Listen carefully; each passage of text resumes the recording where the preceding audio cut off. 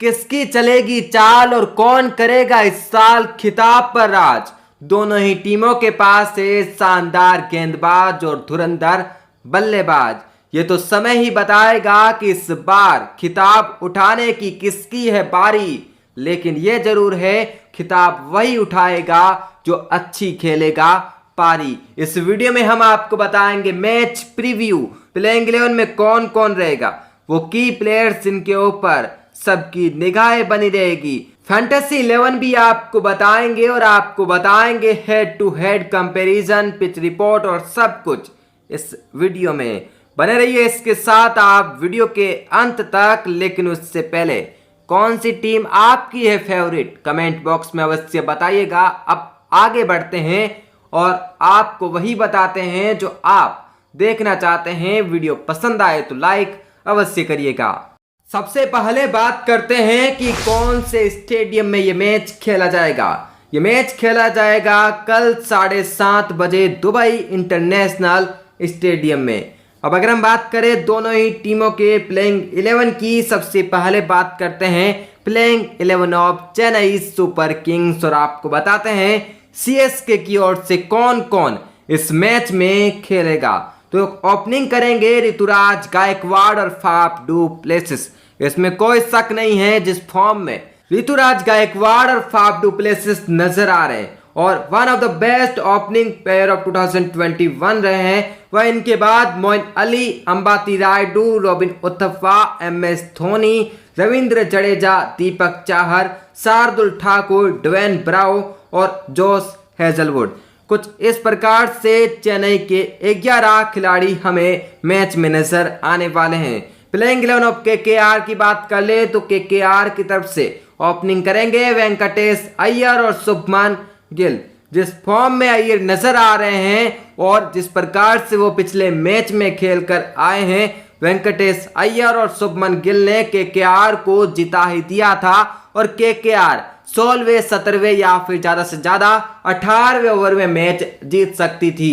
लेकिन उसके बाद डगमगा गया केकेआर का मिडल ऑर्डर और वही हुआ और लास्ट तक मैच चला गया और 20वें ओवर की 5वीं बॉल में कहीं जाकर दिल्ली को हरा पाए।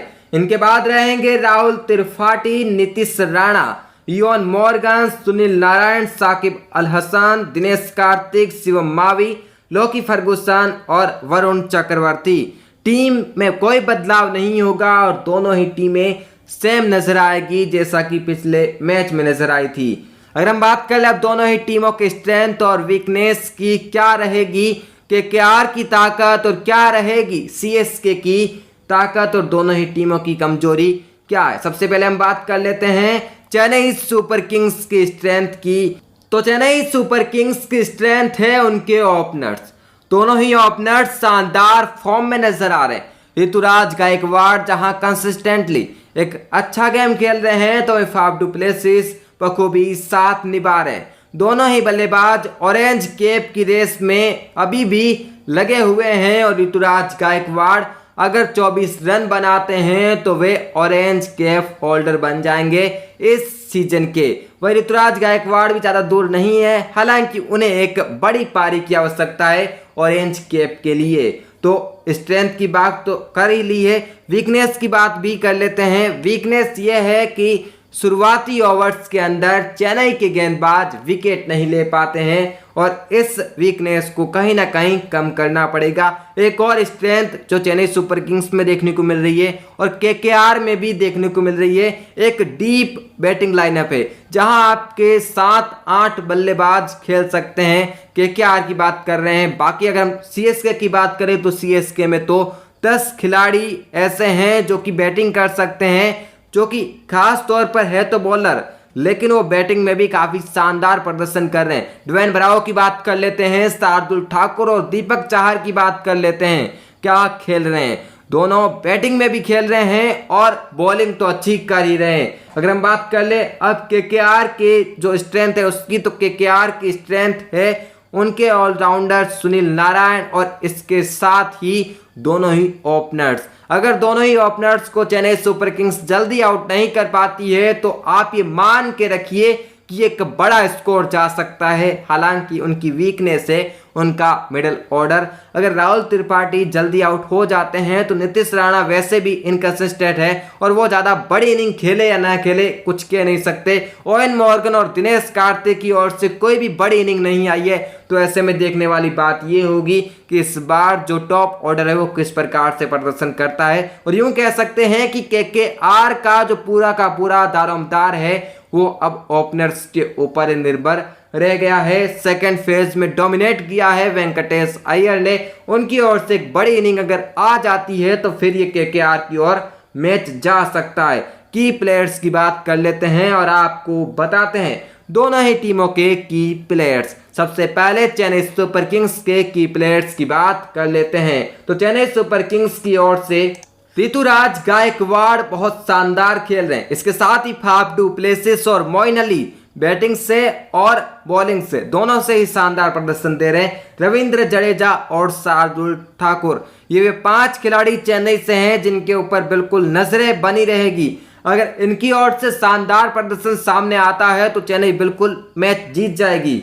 अगर हम बात कर ले की प्लेयर्स ऑफ केकेआर की, तो केकेआर की ओर से दोनों ही ओपनर वेंकटेश अय्यर और शुभमन गिल शानदार फॉर्म में हैं और अगर अगले मैच में अच्छी पारी खेल लेते हैं तो फिर यहां से केकेआर के लिए आसान हो जाएगा। वहीं सुनील नारायण शानदार ऑलराउंडर है और अगर ये पहले बैटिंग करने आए तो एक बड़ा स्कोर बनाने के लिए भी सक्षम है और तेजी से खेलते हैं, ये भी एक इनकी खासियत है।